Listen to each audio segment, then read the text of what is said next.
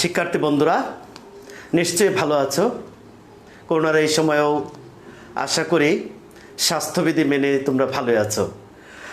শিক্ষার্থী বন্ধুরা, আমরা চলতরিতের উপর আলোচনা করছিলাম এবং আজকে হচ্ছে তোমাদের 4 নাম্বার ক্লাস এবং আজকের ক্লাসটি এই অধ্যায়ের মধ্যে সবচেয়ে গুরুত্বপূর্ণ, কারণ হচ্ছে আমরা সার্কিট নিয়ে আজকে আলোচনা করব এবং এই ক্লাসটি কোনোভাবেই তোমরা মিস করবে না এবং যদি কোনোটা বুঝতে সমস্যা হয় আবার তোমরা পুনরায় দেখবে, কিন্তু অবশ্যই সেটা আত্মস্থ করতে হবে।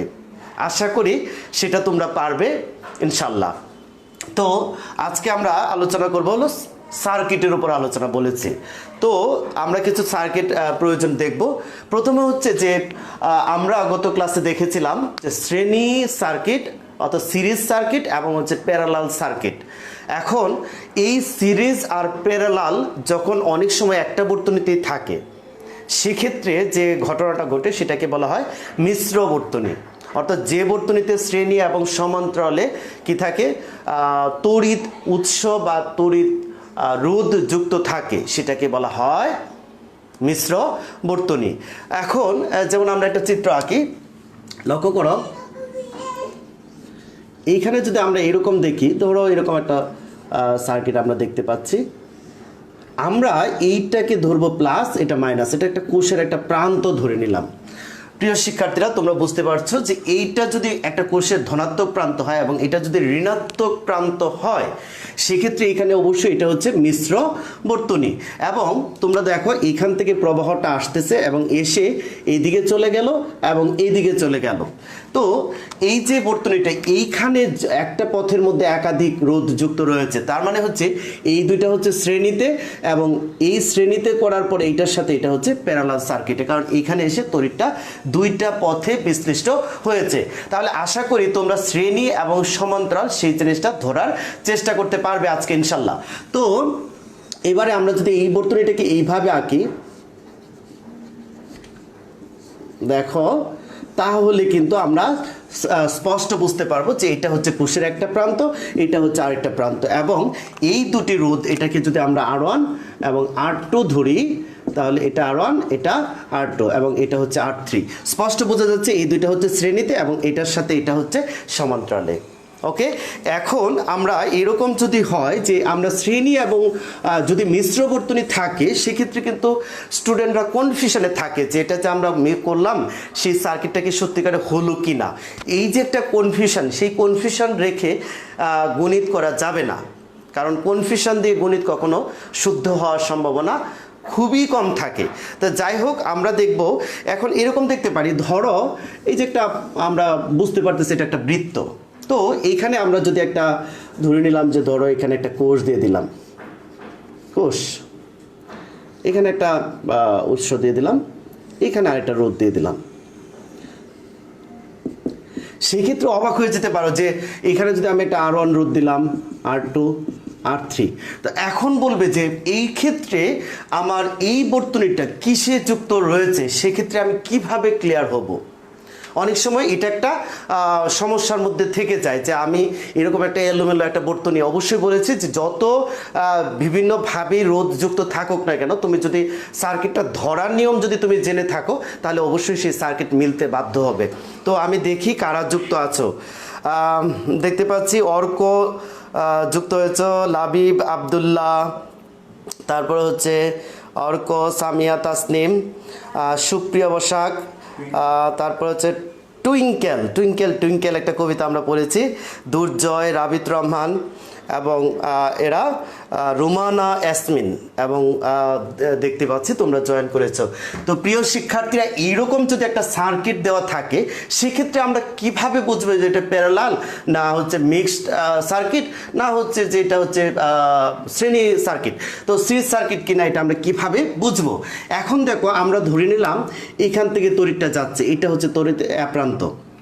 এখন কোষের যদি এটা বি প্রান্ত হয়, লক্ষ্য করে দেখবো আমরা বি দিলাম না মনে করো, এখন এইখান থেকে আমরা যাব, যে কোনো একদিকে যাব, আমরা ধরে নিলাম যে এই দিক থেকে যাচ্ছে, কারণ এই দিকে যতক্ষণ পর্যন্ত রোধ যুক্ত না থাকবে তাহলে এই পর্যন্ত এ, এবং এই দিকে যাওয়া অবস্থা এইখানেও হবে এ, এবং এই পর্যন্ত যাচ্ছে কোনো রোধ যুক্ত নেই। কিন্তু আমার যে কোনো ওয়েতে আমার কি করতে হবে, আমার যেতে হবে হলো ঋণাত্মক প্রান্ত পর্যন্ত, অর্থাৎ কোষের হাই ভোল্টেজ এবং লো ভোল্টেজ পর্যন্ত আমার যেতে হবে, দুইটা প্রান্ত পর্যন্ত যেতে হবে। তাহলে আমি যদি এইখান থেকে এই পর্যন্ত যেতে, দেখো রোধ পড়লেই তার পয়েন্ট চেঞ্জ হবে, তাহলে এটা যদি এ হয় এইখানে এসে হবে বি, এবং এইটাও দেখো এই দিক দিয়েও একটা রোধই পড়ে, এটা যদি এ হয় এটা হবে বি, এবং এটা যদি এ হয় এটা হবে বি।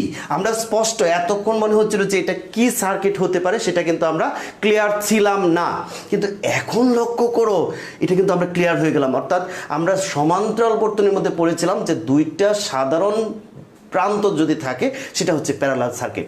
তাহলে এটা আমরা এখন স্পষ্ট বুঝতে পারছি যে এইটা হবে এইরকম।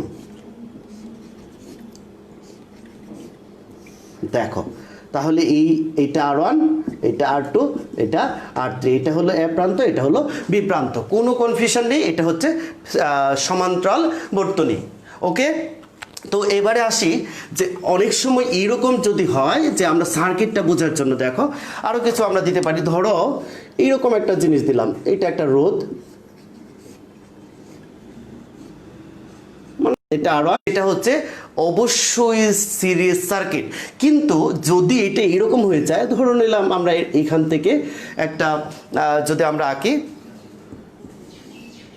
এই ধরে নিলাম এই দিক দিয়ে একটা সার্কিট দেওয়া রয়েছে এবং এই দিক দিয়ে আছে।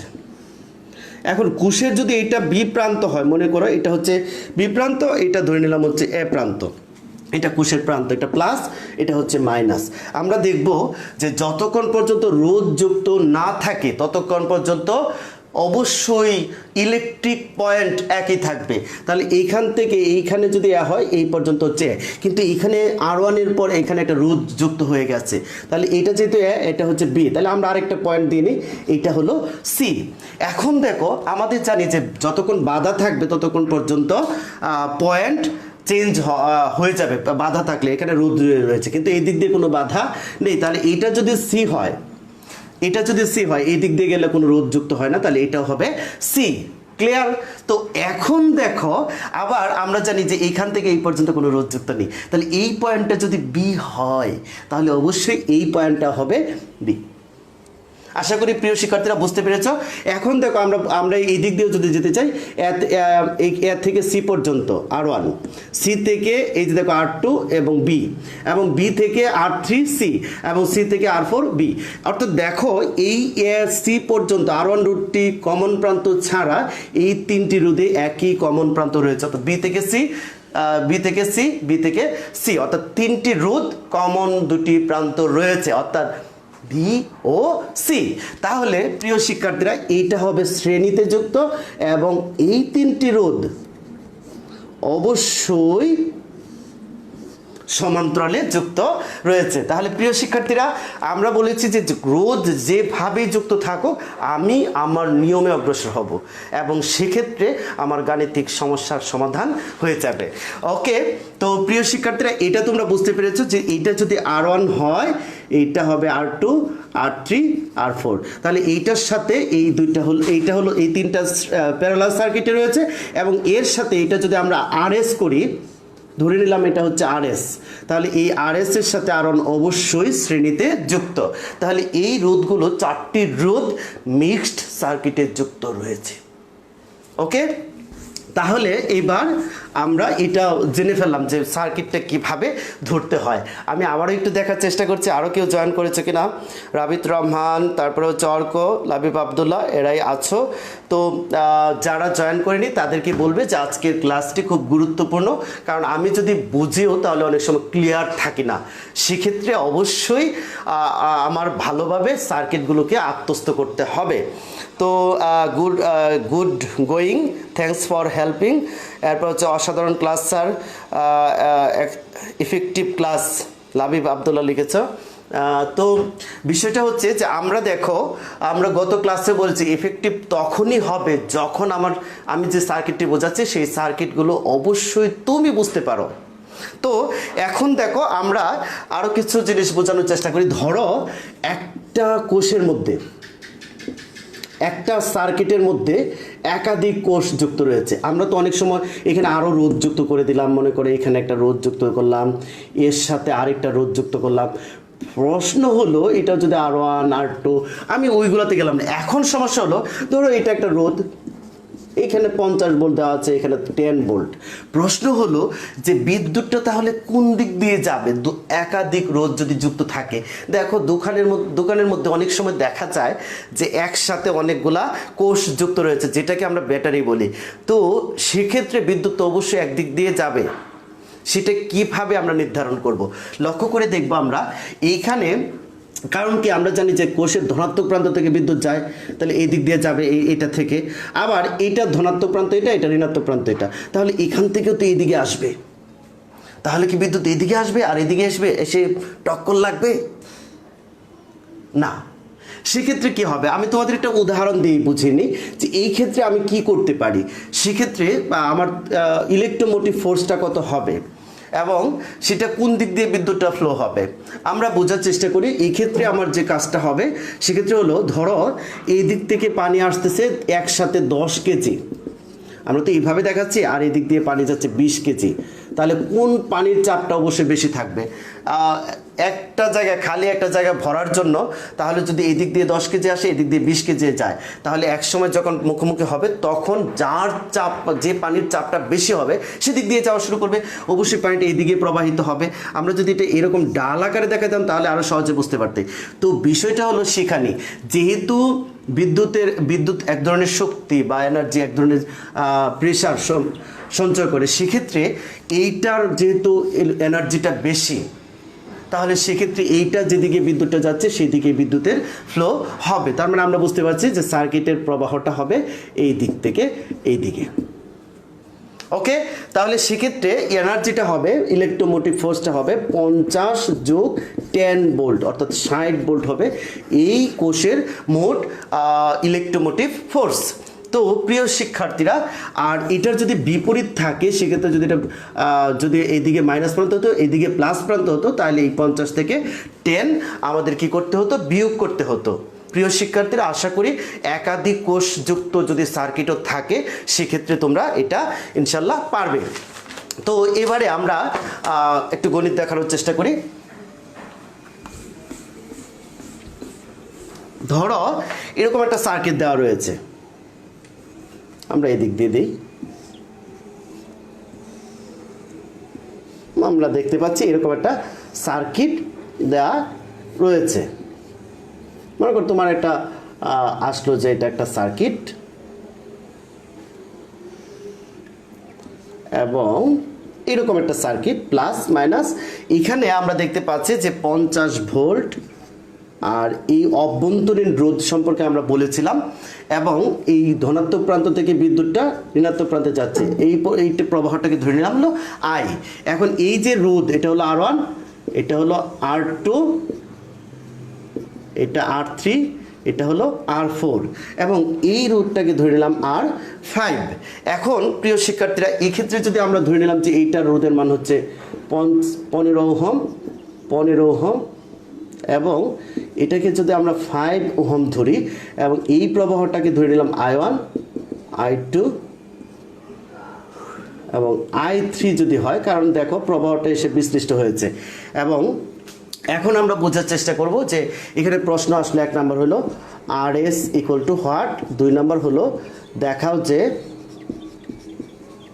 I equal to I1 plus I2 plus I3। আমরা বলেছি যে এইখানে লক্ষ্য করে দেখো যে এই যে প্রবাহটা যাচ্ছে একটা পথের মধ্য দিয়ে যাচ্ছে, গিয়ে এইখানে 3টা পথে বিশিষ্ট হয়ে গেল। তাহলে সেক্ষেত্রে এই 3টা কি, মানে এখানে এসে আই প্রবাহটাই 3টা পথে বিশিষ্ট হয়েছে, তাহলে এই 3টা প্রবাহের সমান হবে আই।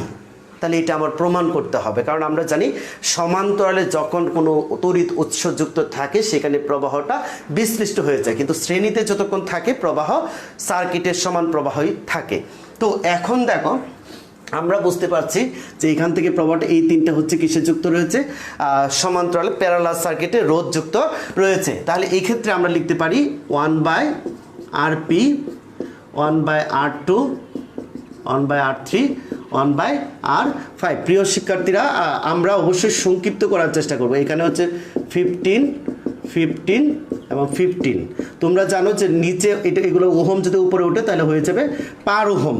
তাহলে লক্ষ্য করো, এটার লসাগু যদি হয় 15, তাহলে 1 + 1 প্লাস এটা কত হবে 3 × 5 = 15। তাহলে প্রিয় শিক্ষার্থীরা 5/15 এবং তোমরা জানো যে 1/RP সমান এটা পেলাম, তাই না? তো এখন দেখো আরপি এর মান বের করতে হবে। তাহলে আরপি এর মান যদি আমরা বের করি সেক্ষেত্রে এটা উল্টে যাবে, এটা উল্টে যাবে। তাহলে এই পার ওহমটা আবার উল্টে গিয়ে ওহম হয়ে যাবে। তাহলে আরপি = লিখতে পারি 3 ওহম। প্রিয় শিক্ষার্থীরা, এইটি যে আমরা পেয়ে গেলাম, এই তিনটি রোধের তুল্য রোধ আরপি হলো 3 ওহম। তাহলে এখন সমষ্টিগতভাবে এই তিনোটা রোধ কিসে যুক্ত রয়েছে? এইটার সাথে এইটা, এই তিনোটা মিলে যদি আরপি হয় তাহলে দেখো একটা পথের সৃষ্টি হবে। তাহলে সবগুলো হচ্ছে শ্রেণীতে যুক্ত হবে। তাহলে RS সমান R1 plus RP plus R5। তাহলে এইটা যদি আমরা এই রোধগুলোর মান তো বসিয়ে দেইনি, যদি আমরা এইটা 10 মনে করো, এটাও 10 দিয়ে দিলাম সহজ করার জন্য। তাহলে দেখো 10 প্লাস 3 প্লাস কত 10, তাহলে কত হবে 23 ওহম। লক্ষ্য করে দেখো, এক্ষেত্রে আমরা যদি এখন পেয়ে গেলাম RS, তাহলে আমাদের বের করতে হবে কি RS এর মান বের করতে বলা হয়েছিল। তাহলে RS সমান হচ্ছে 23 ওহম। এটা 1 নাম্বার আমাদের অঙ্ক হয়ে গেল। এবারে আমাদের দেখতে হবে 2 নাম্বার অঙ্ক, যে দেখাও যে I = অর্থাৎ বর্তনীর যে প্রবাহটা, সেই প্রবাহটা I1 + I2 + I3 এর সমষ্টির সমান। তাহলে প্রিয় শিক্ষার্থীরা, সেক্ষেত্রে আমরা কি বলবো, আমাদের I প্রয়োজন আগে। তাহলে I সমান আমরা লিখতে পারি E/R + R। প্রিয় শিক্ষার্থীরা, যেহেতু এটার টোটাল তুল্য রোধ হচ্ছে RS এ যুক্ত আছে, আমরা এখানে RS দিয়ে দিলাম। আমরা সাইড নোট করার প্রয়োজন, আমরা সময়ের জন্য অবশ্যই একাধিক অঙ্ক দেখানোর স্বার্থে আমরা এটা লিখছি না। দেখো এটা হচ্ছে 50 ভোল্ট, 50 ভোল্ট। এরপরে লক্ষ্য করো, এই RS এর মানটা আমরা পেয়েছি 23 ওহম, আর R এর মান হচ্ছে 20। তাহলে 50 দেখো 25 ওহম। এ অবশ্যই কাটাকাটি করলে 2 এম্পিয়ার। প্রিয় শিক্ষার্থীরা, বুঝতে পারছো যে এইখানে আমরা দেখতে পাচ্ছি যে আয়ের মানটা পেয়েছি হলো 2 এম্পিয়ার। এবারে আমরা এটা বুঝতে পারলাম যে এইখানে পর্যন্ত প্রবাহটা ছিল 2 এম্পিয়ার। এই 2 এম্পিয়ারটাই এইখানে এসে 3টা পথে বিশ্লিষ্ট হয়েছে। তো সেক্ষেত্রে আমরা কি করতে পারি, আমরা জানি যে সমান্তরাল সমবায়ে সকল রোধের জন্য বিভব পার্থক্য 1 থাকে। মনে করে দেখো, প্রবাহ ভিন্ন ভিন্ন হয়, তাহলে সেক্ষেত্রে আমার এই 3টা রোধের জন্য আমরা একটা বিভব পার্থক্য বের করতে হবে। তাহলে আমরা যদি, যেহেতু এটাকে আমরা ধরে নিলাম V = I দেখো RP, কারণ RP হচ্ছে 3টা রোধের তুল্য রোধ। তাহলে এই প্রবাহটা হচ্ছে 2 এম্পিয়ার, আর RP এর মান তো আমরা জানি 3 ওহম। তাহলে কত হয় 3 × 2 = 6, 6 ভোল্ট। লক্ষ্য করো, বিভবের একক হচ্ছে ভোল্ট। তাহলে আমরা বুঝতে পারলাম এই 3টি রোধের হচ্ছে বিভব পার্থক্যটা হচ্ছে 2 প্রান্তের, সেটা হচ্ছে 6 ভোল্ট। এবারে আমরা বের করব হলো R2 রোধের ক্ষেত্রে।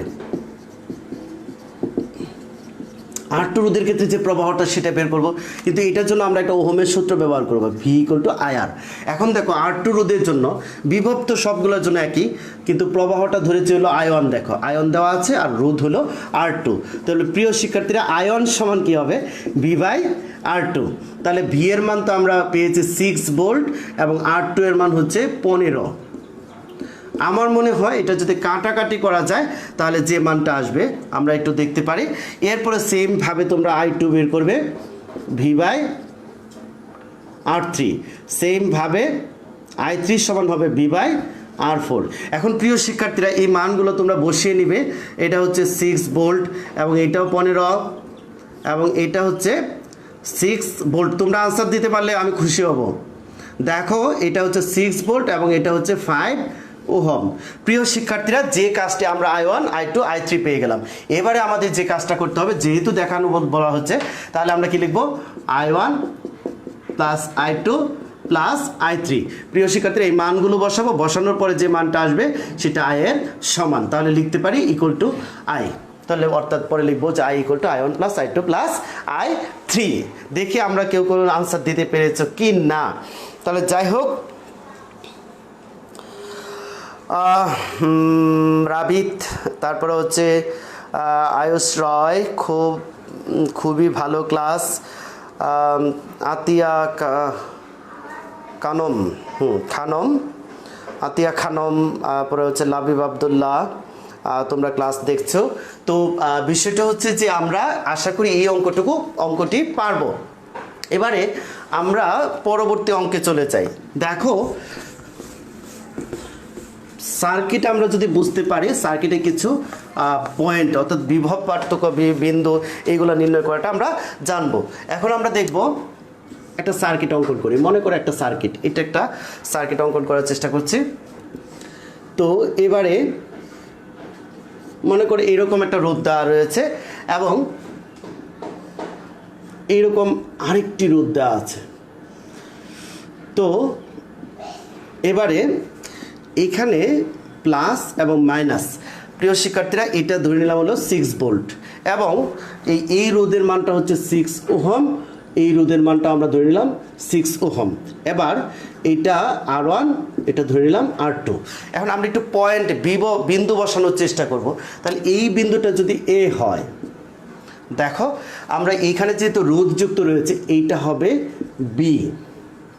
যখন রোধ যতক্ষণ পর্যন্ত না থাকে ততক্ষণ পর্যন্ত ইলেকট্রিক পয়েন্ট একই থাকে। তাহলে দেখো এটা এই পর্যন্ত এ, কিন্তু রোধ আছে, এটা হবে বি। এবং এই ক্ষেত্রে যদি এইটা হবে কি বলো সি, এখানে একটি রোধ রয়েছে। এখন তোমার প্রশ্ন আসে, যদি খুব সংক্ষিপ্ত করে প্রশ্ন আসলো যে এখানে এ বিন্দুর বিভব কত? প্রিয় শিক্ষার্থীরা, স্টুডেন্টরা অনেক সময় মনে করে যে একটা বিন্দুর বিভব আসতে পারে, বা বিভব পার্থক্যই তো আমরা পড়েছি, শুধু বিন্দুর বিভবটা আমরা কিভাবে নির্ণয় করব। এখন এই ক্ষেত্রে ধরে নিলাম, ধরো এই যে বিন্দুটা বি বিন্দুতে একটা গ্রাউন্ড যুক্ত রয়েছে, সেক্ষেত্রে আমরা এই বিন্দুর বিভবটা কিভাবে নির্ণয় করব। লক্ষ্য করো, আমরা গত ক্লাসে বলেছিলাম যে বিন্দুতে ভূমি সংযোগ দেওয়া থাকে সেই বিন্দুর বিভবটা শূন্য হয়।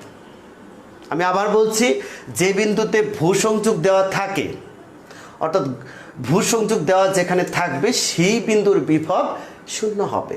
তাহলে আমরা লিখতে পারি বি বিন্দুর বিভব বিবি ইকুয়াল টু শূন্য। এটা বিবি না ভিবি, কারণ বিবি তো একটা মহিলাকে বোঝা অনেক সময় বিবি। তো যাই হোক প্রিয় শিক্ষার্থীরা, এইখানে তাহলে সাতার মাত্রা বিবি বলা যাবে না, ভি বি। তাহলে এখন লক্ষ্য করো, বি বিন্দুর বিভবটা বুঝে ফেললাম। এখন আমরা বি বিন্দুর বিভব যখন জানলাম, তাহলে আমরা জানি যে ধনাত্মক প্রান্ত থেকে ঋণাত্মক প্রান্তের দিকে যায়। তাহলে আমরা এই বি এবং সি বিন্দুর বিভব পার্থক্যটা নির্ণয় করব। তাহলে কি লিখব? বি ও সি বিন্দুর বিভব পার্থক্য, তাহলে লিখতে পারি ভিবিসি। এখন আমরা ভিবিসি বুঝলাম কি বিওসি বিন্দুর বিভব পার্থক্য। প্রিয় শিক্ষার্থীরা, এই ক্ষেত্রে আমার যে কাজটা লাগবে, যে আমরা জানি বি ইকুয়াল টু আই আর, তাহলে এখানে আমরা আই আরটা ভিটা জানা নেই, তাহলে আই এর মানও জানা নেই। তাহলে আমরা এই দুইটা রোধ দেখতে পাচ্ছি শ্রেণীতে যুক্ত রয়েছে, তাহলে আর এস সমান হবে R1 প্লাস R2, তাহলে 6 প্লাস 6, তাহলে লিখতে পারি 12 ওহম। এবং আই এর মানটা আমরা নির্ণয় করে নিতে পারি, তাহলে ই বাই আর এস। তাহলে ই এর মানটা তো তোমরা বুঝতে পারছো 6 ভোল্ট এবং এটা হচ্ছে 12 ওহম, তাহলে হচ্ছে 0.5 এম্পিয়ার। প্রিয় শিক্ষার্থীরা, ইতিমধ্যে কিন্তু আমরা তড়িৎ প্রবাহটা জেনে নিলাম যে এই বর্তনীর মধ্য দিয়ে কি পরিমাণ তড়িৎ প্রবাহিত হচ্ছে। তাহলে এখন আমরা দেখব আই, এই দুইটা রোধ হচ্ছে R2, তাহলে লিখতে পারি 0.5 এম্পিয়ার এবং হচ্ছে R2 হচ্ছে 6 ওহম, তাহলে হচ্ছে 3 ভোল্ট। এখন আমরা দেখতে পাচ্ছি এই প্রান্তে হচ্ছে বিবি ইকুয়াল টু শূন্য। খুব মনোযোগ দিয়ে বোঝার চেষ্টা করবে, এই বি বিন্দুতে বিভবটা হচ্ছে শূন্য, আর এই পার্থক্য যেটা সেটা হচ্ছে এই দুই বিন্দুর বিভব পার্থক্যটা হচ্ছে BBC equal to 3 volt. 3 volt. এখন তোমাকে বলতে হবে যে সি বিন্দুর বিভবটা কত। সেক্ষেত্রে কিন্তু অনেকে বলবে যে স্যার 3 ভোল্ট, কিন্তু না, আমরা জানি যে বিদ্যুৎ সবসময় উচ্চ বিভব থেকে নিম্ন বিভবের দিকে যায়। তাহলে তোমার আনসার এখানে যদি 0 হয় আর এই বিন্দুর বিভব যদি 3 ভোল্ট হয়, তাহলে বিদ্যুৎ তো অবশ্যই এই দিক দিয়ে যাবে না। তাহলে অবশ্যই এই বিন্দুর বিভবটা 0-র চেয়েও কম। আবার বলছি, এই বিবির বিভবটা হচ্ছে 0, আর এই সি বিন্দুর বিভব যদি 3 ভোল্ট হয় পার্থক্য করার পরে, তাহলে অবশ্যই এদিক থেকে এদিকে বিদ্যুৎ যাবে না। তাহলে কি করতে হবে? তাহলে আমরা যদি লিখি বি বিন্দুর বিভব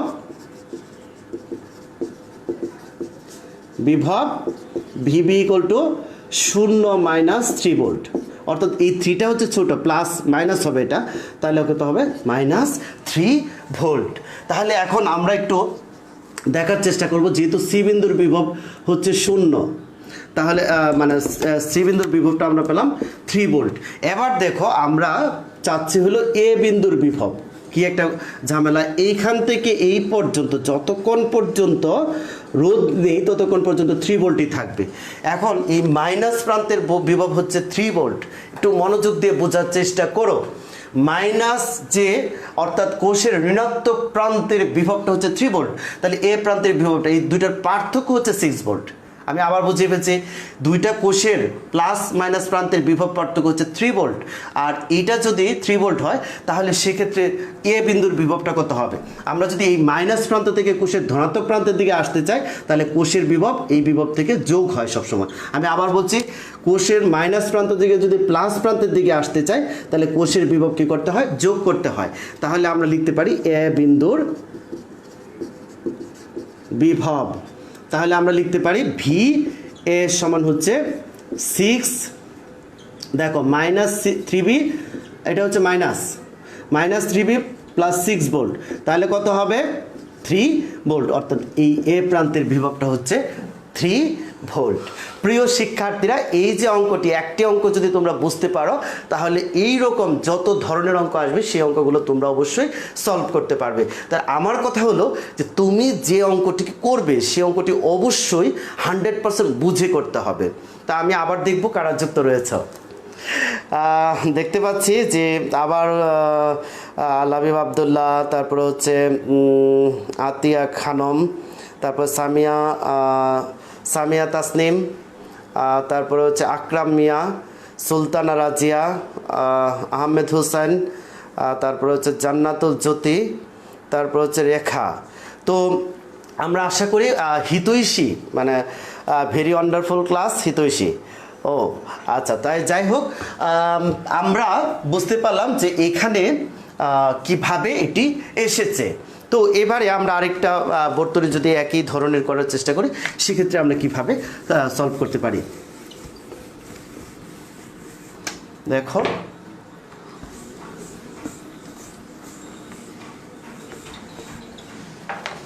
আমরা যদি এরকম একটা সার্কিট অঙ্কন করি, দেখো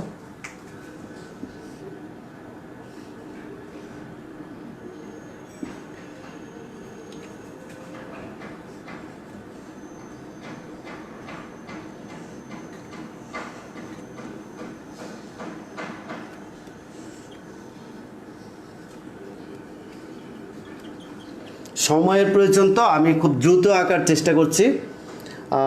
এবার এই যে মনে করো এখানে 20 ভোল্ট দেওয়া রয়েছে, কোষের তড়িৎ চালক শক্তি, এখান থেকে তড়িৎটা এদিকে যাচ্ছে। হ্যাঁ, এবারে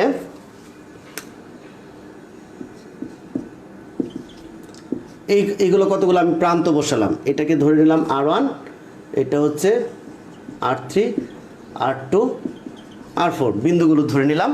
এবারে আমরা যদি বসাই,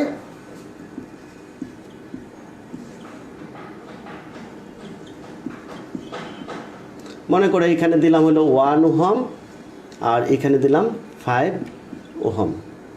প্রিয় শিক্ষার্থীরা, আমরা যদি এখানে আসে যে এ ও বি বিন্দুর বিভব কত, বিন্দুর বিভব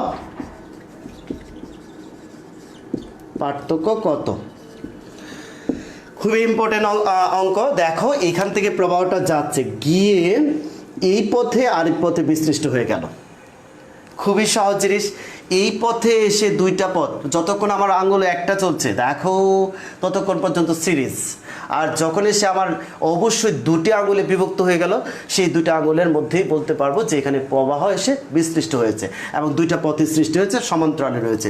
এখন এখানে এসে দেখো একই আঙুলের মধ্য দিয়ে একটার মধ্যে দিয়ে যাচ্ছে, তাহলে এটা শ্রেণীতে, এটা শ্রেণীতে, এবং এই দুইটা হচ্ছে প্যারালালে যুক্ত রয়েছে। তাহলে আমি সংক্ষিপ্ত লিখি RS1 দিই, যেহেতু দুইটা R1 প্লাস R3, তাহলে কত 2 + 4 অবশ্যই 6 ওহম। এরপর হচ্ছে RS2 যদি দেই ওই R2 + R4, তাহলে প্রিয় শিক্ষার্থীরা সেক্ষেত্রে দেখতে পাচ্ছ 1 + 5, তাহলে কত হবে 6 ওহম। এখন দেখো এইটার সাথে এটা আমরা বলেছি সমান্তরালে যুক্ত রয়েছে, তাহলে RP সমান আমরা লিখতে পারি 1/RS1 + 1/RS2, 1/6, তাহলে আমরা যদি এটাকে করি তাহলে দেখো আমরা জানি যদি দুটি সমান্তরালে যদি তুল্য রোধ বের করো, এটা একটা কৌশল। সমমানের দুটো রোধ থাকলে সমান্তরালের তুল্য রোধ হয়ে যাবে তার অর্ধেক। তাহলে আমরা এই কৌশলটা অবলম্বন করে সংক্ষিপ্ত করে ফেলি, RP = হবে 3 ওহম। প্রিয় শিক্ষার্থীরা, যদি এখানে RP পেয়ে গেলাম, এবার আমি প্রবাহ পেয়ে যাব, তাহলে প্রবাহ সমান লিখতে পারি E/, যেহেতু লাস্টে তুল্যরোধ পেয়েছে RP, আর দেওয়ার কথা, সেক্ষেত্রে RP দিয়ে দিলাম। এখন দেখো 24 ভোল্ট আর এটা হচ্ছে 3 ওহম, তাহলে আমরা দেখতে পাচ্ছি কত 8 এম্পিয়ার হবে, 3/24। এবারে বলা হচ্ছে যে এ ও বি বিন্দুর বিভব পার্থক্য কত। আমরা এই পর্যন্ত দেখো, এই পর্যন্ত যতক্ষণ যাব আমরা যাচ্ছি সি পর্যন্ত কোনো রোধ যুক্ত নেই, তাহলে সেইখানে বিভবটা হবে কত, বিভবটা হবে 24 ভোল্ট। আমরা রোধ যুক্ত না থাকলে বিভবের কোনো পরিবর্তন হয় না। তাহলে আমরা একটু লিখি BC সমান লিখতে পারি 24 ভোল্ট। তোমরা বলবে যেহেতু সি বিন্দু পর্যন্ত কোনো রোধ যুক্ত নেই, তাই এই কোষের ধনাত্মক প্রান্তের বিভবই হবে সি বিন্দুর বিভব বা কোষের বিভবই হবে। তাহলে VC সমান পেয়ে গেলাম। এবারে আমার করতে হবে কি, এই সি আর এ বিন্দুর বিভব পার্থক্যটা বের করতে হবে। তাহলে এ বিন্দুর বিভবটা বের যাব। আবার যদি এই বি ও সি বিন্দুর বিভবটা পার্থক্য বের করতে পারি, তাহলে এই পার্থক্য বের করলে বি বিন্দুর বিভব বের করতে পারবো। তারপরে এ ও বি এর বিভব পার্থক্যটা নির্ণয় করে দিব। তাহলে দেখো আমরা এই ক্ষেত্রে লিখতে পারি এ ও সি বিন্দুর বিভব পার্থক্য। তাহলে এইভাবে যদি আমরা লিখি AC, তাহলে IR1। এখন সেক্ষেত্রে তোমার কিন্তু আরও একটু কাজ করতে হবে। কাজটা করতে হবে কি, মানে এটা কিন্তু এই পথে কতটুকু প্রবাহ যাচ্ছে, এই পথে কতটুকু যাচ্ছে, সেই কাজটা কিন্তু করে নিতে হবে। তো এই ক্ষেত্রে আমার যে কাজটা করতে হবে, দেখো আমরা জানি যে কারণে এখানে এসে প্রবাহটা একই পথে বিস্তৃষ্ট হয়ে গেছে, দুইটা পথে বিস্তৃষ্ট হয়ে গেছে। তাহলে দেখো আমি যেহেতু সময় একেবারে শেষ হয়ে গেছে, তাহলে আমি একটু সংক্ষিপ্ত করে বলতে পারি বর্তনীর প্রবাহটা ছিল হলো 8 এম্পিয়ার। যেহেতু এইদিকে রোধের মান হচ্ছে 6, এইদিকে রোধের মান হচ্ছে 6, তাহলে সেক্ষেত্রে যে কাজটা আমার করতে হবে, এখানে আমি বলতে পারি যে এইদিকে 4 এম্পিয়ার প্রবাহিত হবে, এইদিকেও 4 এম্পিয়ার প্রবাহিত হবে। সেক্ষেত্রে আমার দেখো এইখানে R1 এর যে বিভব পার্থক্যটা সেটা হবে অবশ্যই এই দুইটা রোধের জন্য, যেটা RS1, তাহলে I1 ধরে নিলাম এই পথেরটা, এটা হলো I1, এটা হলো I2। তাহলে দেখো এই 4 এম্পিয়ার প্লাস RS1 হলো 6। তাহলে প্রিয় শিক্ষার্থীরা এইটুকুর জন্য আমরা বের করে নিই, এইটা হলো I1 আর এটা হচ্ছে R1। তাহলে দেখো এইটুকু হচ্ছে 2 ওহম। তাহলে 2 ওহম যদি হয় কত হয়, তাহলে 4 দুগুণে 8 ভোল্ট।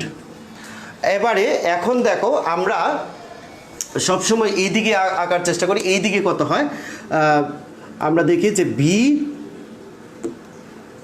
BC। প্রিয় শিক্ষার্থীরা এইটুকু আমার খুব সময়ের জন্য খুব তাড়াহুড়ো করতে হচ্ছে। I2 সমান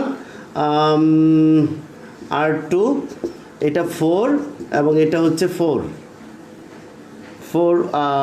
এটা 4 ওহম, 4 × 16 ভোল্ট। তাহলে প্রিয় শিক্ষার্থীরা বুঝতে পারছো যে এই বিন্দুর বিভবটা হচ্ছে 8 ভোল্ট। এবং এই বিন্দুটা হচ্ছে 16 ভোল্ট। তাহলে এ ও বি বিন্দুর বিভব পার্থক্যটা অবশ্যই বেশিটা থেকে আমরা কমটা নিব, তাহলে বিভব পার্থক্যটা হবে ভি এ, আমরা তো এটা নির্ণয় করিনি।